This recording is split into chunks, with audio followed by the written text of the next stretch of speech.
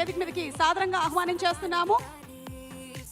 And అలాగే the PROs are Vamsi Shekhar వారికి కూడా కంగ్రాచులేషన్స్ తెలియజెప్తున్నాము. అండ్ అనంత శ్రీరామ్ గారు, హార్టీ వెల్కమ్ టు యూ అండి.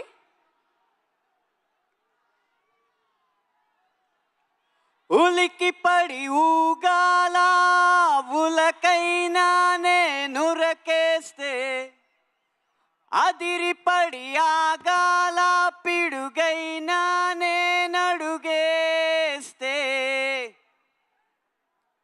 తెలుగు సినిమాని చూసి ప్రపంచం మొత్తం ఉలికి పడే రోజు, రామ్ చరణ్ రూపంలో తెర మీద అద్భుతాన్ని చూసి హాలీవుడ్ సైతం అదిరిపడే రోజు ఇంకెంతో దూరంలో లేదు.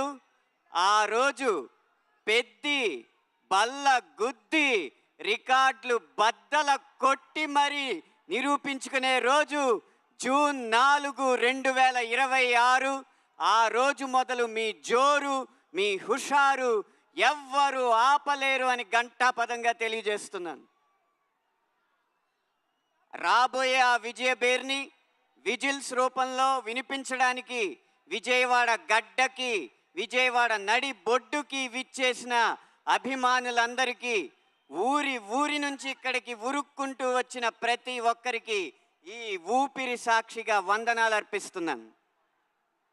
నేను రాసిన పాట వేలాది మంది ముందు ఏఆర్ రెహమాన్ గారు ఎలుగెత్తి పాడడం, రామ్ చరణ్ గారు వెండి తెర మీద విరగబడి ఆడడం, నేను రై రై రారా అని పిలిచిన, హల్లల్లల్లో అని పలకరించిన, మస్సా మస్సా అని ఉసిగొలిపిన, ఉత్సాహంగా వచ్చి ఆ పాటలకి మీరంతా నీరాజనాలు పట్టి వందల మిలియన్ల వ్యూలు అందించడం, ఒక పాటల రచయితగా ఇంతకన్నా విజయం, ఇంతకన్నా గొప్ప ఆనందం, ఇంతకు మించిన అదృష్టం ఉండదు, ఉండబోదు అని వినయంగా మీకు తెలియజేసుకుంటున్నాను.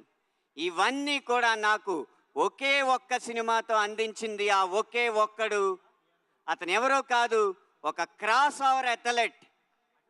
కాగితం మీద కథ రాయడం, తెర మీద ఆ కథని తీయడం అన్న రెండు ఆటల్ని ఒకే చోట ఒకే సమయంలో ఆడిన ఆ క్రాస్ ఓవర్ అథ్లెట్ మరెవరో కాదు, ఈ చిత్ర దర్శకుడు బుచ్చిబాబు సానా గారు. ఆయన ఇంటి పేరు నిలబెట్టాలనుకుంటారేమో, అందుకనే మమ్మల్ని అందరినీ అలా సానపడుతూ ఉంటారు, మా మెదళ్ళకి అలా సాన పెడుతూనే ఉంటారు. రేపు 4వ తారీఖున మీరు చూడబోయేది పెద్ది సినిమా మొదటి ఆట కాదు, పెద్దిని గెలిపించడానికి బుచ్చిబాబు గారు చివరి వరకు చేసిన పోరాటం అని నేను ఖచ్చితంగా చెప్పగలను. ఆ క్రాస్ ఓవర్ అథ్లెట్కి ఆట స్థలాన్ని, ఆట వస్తువుల్ని, ఆట జట్టుని అందించి అందరినీ అల్లారు ముద్దుగా చూసుకున్న కిల్లారు సతీష్ గారు, నిర్మాత గారు, వారందరికీ కూడా మనమందరం అభినందనలు తెలియజేయాలి, ధన్యవాదాలు తెలియజేయాలి. ఈ చిత్ర బృందంలో ఎవరి గురించి ఎంత చెప్పినా, ఆ ఒక్కరి గురించి మాత్రం ఏం చెప్పినా తక్కువే. ఆయన ఎవరో కాదు, ఈ చిత్రాన్ని నడిపించిన కథానాయకుడు mega power star Ram Charan గారు. గాయాల పాలైన షూటింగ్లో పాల్గొన్న ఆయన అంకిత భావం, మాలలో ఉన్నా సరే మల్ల యోధుడిగా తన శరీరాన్ని మలుచుకున్న ఆయన కష్టం, వాటెనకాలన్న కథలు వింటూ ఉంటే మీకొక్కొక్కరికి రోమాలు నిక్కపొడుచుకోవడం ఖాయం. కానీ ఈ సినిమాకి రామ్ చరణ్ గారి కంటే పెద్ద హీరో ఉన్నారు. అవును, మీరు వింటున్నది నిజమే.